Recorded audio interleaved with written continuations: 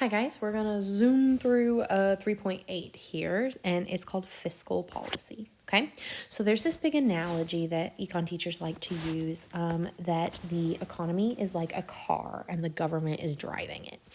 So the government makes lots of decisions to try to hit the gas or hit the brakes on the economy based on economic things. So there's just a bunch of different little like economic issues or indicators in front of you. So in your notes, it says if you can drive, like in a car, you could drive 120 miles an hour, but it's not very sustainable. You're going to run out of gas and maybe get in trouble. That would be this one right here, extremely low unemployment. So that would be us operating above our max capacity on the production possibilities curve. The next one, driving 20 miles an hour, is too slow. The car can easily go faster. That's like high unemployment. We are operating below max capacity on the production possibilities curve in the business cycle. Now, 70 miles per hour is pretty sustainable. We would call that operating at full employment, which is structural and frictional, and not cyclical. So that would be long run aggregate supply. That would be the production possibilities curve. It would be the potential GDP on the business cycle. Some cars have the capacity to drive faster than others. We call that industrial capacity. So that would be like industrial nations versus third world nations. We have different economic goals and different economic indicators that we look at. And then finally, if the engine, technology, or the gas mileage, productivity increase, then the car could drive at even higher speeds. So if we have both of those things long term, or like earth-shattering technology and productivity, then we can increase what our full employment output is, increase long-run aggregate supply, increase the production possibilities curve, increase potential real GDP. And so the government hits the gas on the economy when we're falling behind and hits the brake on the economy when we're inflating above. So when we're like kind of looking at the car analogy then, based on what I just said, we were going to do this in class, but here we are. How do we grow long run aggregate supply and full employment output? By new productivity and new technology in the long term. What happens when we fall behind?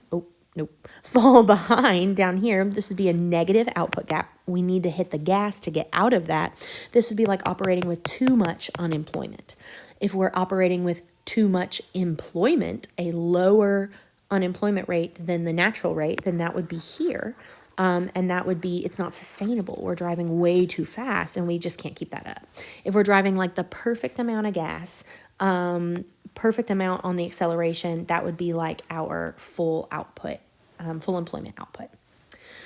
So, when we're talking about like some of the words that you might see on the AP exam, they love to use the word consumption. That means consumer spending. And the consumer spending is 2/3 of the GDP and thus 2/3 of aggregate demand. If you hear a baby crying in the background, you do. It's called parenting. I'm great at it. So we see this word autonomous consumption, which you've seen before. This is when consumers spend money on necessities regardless of income. So things that you're always gonna buy happen automatically, and people are gonna buy them and they're not gonna let up buying them. Things like gas, things like groceries are always going to be purchases for people.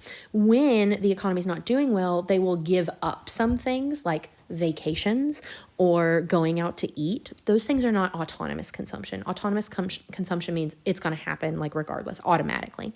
And then also think you might see the word disposable income every once in a while. So you make an income after taxes. And remember, we looked at my paycheck in some of the classes and you saw how much taxes came out of my paycheck.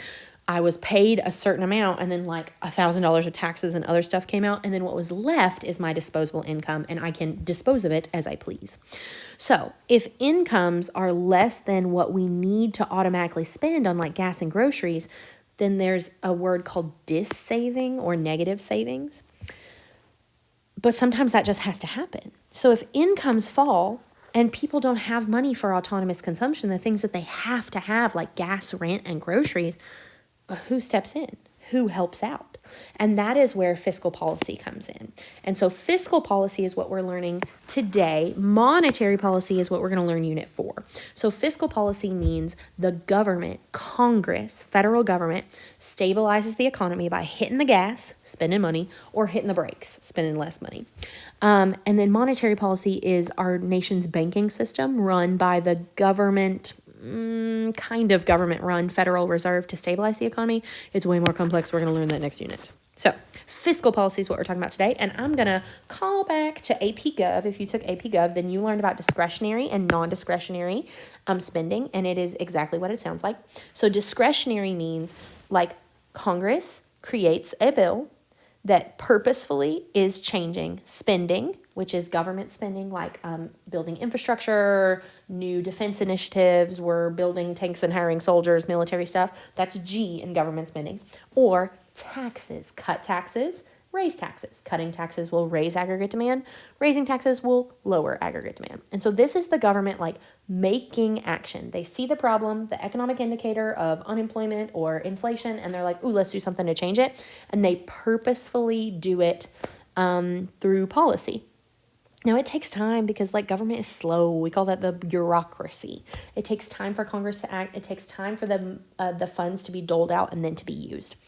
So the other side is non-discretionary, and you're actually going to do that in like a little stations activity, 3.9. Sometimes we call them automatic stabilizers. It is already built in stuff that Congress doesn't have to act to do. It's already put into law. So like progressive income tax, the richer you get, the more taxes you get. Unemployment benefits, if you fall below a certain line, you can automatically apply. So think like we don't call it welfare anymore, but it's welfare. Transfer payments, unemployment, Social Security, those are things that have like been written in and are like permanent. They're not a temporary fix like discretionary. They are attempting non-discretionary, meaning Congress can't really like mess with them anymore. They're more permanent. And they are trying to fix problems, automatic stabilizers, you're going to learn 3.9, before the problems get worse. And we have to do this, okay? So these are kind of always there. This is a purposeful, we're going to do something about it, okay? All right, so we're going to take a look. You are now flipping on the page. You're on contractionary fiscal policy, and we're calling this, in our little car analogy, this is when the government hits the brakes. So contraction means to shrink.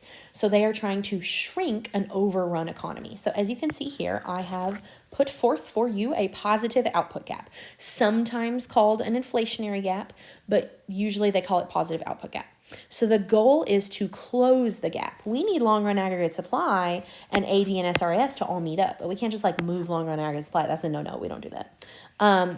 We need to move what the government can control. They have lots of control over aggregate demand. So we have a positive output gap. We need to decrease aggregate demand to close the gap. So we're going to take aggregate demand and we're going to shift it to, I'm going to do a different color, shift it to the left, but not just anywhere, like to this perfect point. You see how like, boop, right there? It is the perfect point. I'm going to put equilibrium there. I'm going to go down and look, I've already hit YF, which is the goal, output at full employment. I'm going to go over, I'm going to call this PL 2, and we're going to give this an arrow. This is AD 2, and we have an arrow pointing from price level 1 to price level 2, from Y1 to Y at full employment, and we don't really need to change this label down here because this label down here is always output at full employment for long-run aggregate supply. So we just decrease demand, and you're sitting there thinking like, well, if it's that easy, why doesn't the government like do that all the time? It takes time. Government has lag time, bureaucracy. So how do they do this? They have a few options. Decrease government spending, so decrease infrastructure spending, decrease government jobs, decrease like public school spending, decrease military spending, that sort of thing, or raising taxes or decreasing transfer payments. So raising taxes, increasing taxes makes it so consumers spend less. So that would be C going down. Oh, let me write that like permanently. C going down. Also decreasing transfer payments, like cutting unemployment benefits, cutting food stamps, WIC and SNAP. That's going to make C go down, and then government spending will go down. So we're going to learn a little bit more about this when we combine Unit 4 and Unit 5. Unit 3 and Unit 4 get combined in Unit 5. But anyway, this causes a problem because take a look-see at what we just did. The government increases taxes. Well, not so much a problem. The government increases taxes, but decreases government spending. So you're telling me they bring in all this money and then they don't spend it, and the government's sitting on a pot of money. We call that a budget surplus. And we actually would prefer our government be in a budget surplus because then they wouldn't be in debt. If the government has extra money, they sometimes take that money and use it to pay down or decrease the massive government debt that we have. When I say massive, I mean like in the trillions, massive. And maybe in class I'll show you the debt clock soon. Now this is Unit 5 stuff, but I'm just giving you a little preview. The last time our government had a government surplus was in the 1990s under Bill Clinton. Don't quote me on that, but I'm pretty sure I'm right. All right, so let's look at the opposite. The opposite would be expansionary fiscal policy. We call this hitting the brakes. So take a look at our output gap. Our output is below full employment output, meaning we have high unemployment. We're above the natural rate of unemployment. We have a recession. We are behind. It's called a negative output gap. So what do we need to do? We need to expand out of it. Expansionary fiscal policy is going to take aggregate demand. We're going to shift it to the right. Right is more, and you want it to be in that perfect spot to create that little, like I like to call it North Star, where SRAS, LRAS, and AD are all together. I'm going to call this AD2 with an arrow. I'm going to find the new price level 2 with an arrow. And did we make it to YF? Did we make it to Y at full employment? We sure did. Take a look, and we don't need to change that label because at the bottom of long run aggregate supply should always be output at full employment. Okay, so how does the government do this? Those are the actions. They can increase government spending. They can just spend more money on like roads, schools, military. They can increase consumer spending through 2 ways. Cutting taxes, so people have more money. They spend more money, more disposable income. Or they can increase transfer payments. Transfer payments meaning food stamps, welfare, disability, unemployment, stimulus checks. Sometimes they do stimulus checks, like during COVID-19. I got $2,000 per baby. It was a great time, except for COVID-19, but the money was good.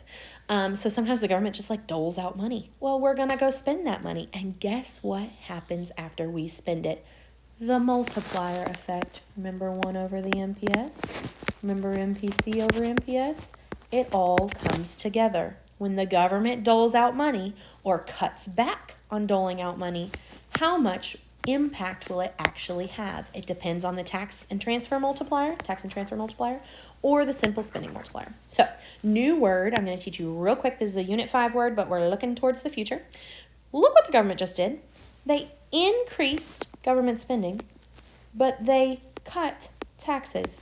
So they're bringing in less money and they're spending more. We call that a government budget deficit meaning not enough, and that will add to the federal debt. And we don't love that because it's already quite big. All right, so let's see what's next. Okay, so every time I teach you something, I'm like, oh, hey, this isn't actually like the best thing ever. There's also limitations. So here are the limitations. There are time lags to this. So when I say time, I mean, when the government sees an economic problem, they can't just like pounce on it and fix it immediately. We even see that in the Great Depression. We're talking like Great Depression, New Deal. The New Deal kind of works after the Great Depression in like 1929 to 1939.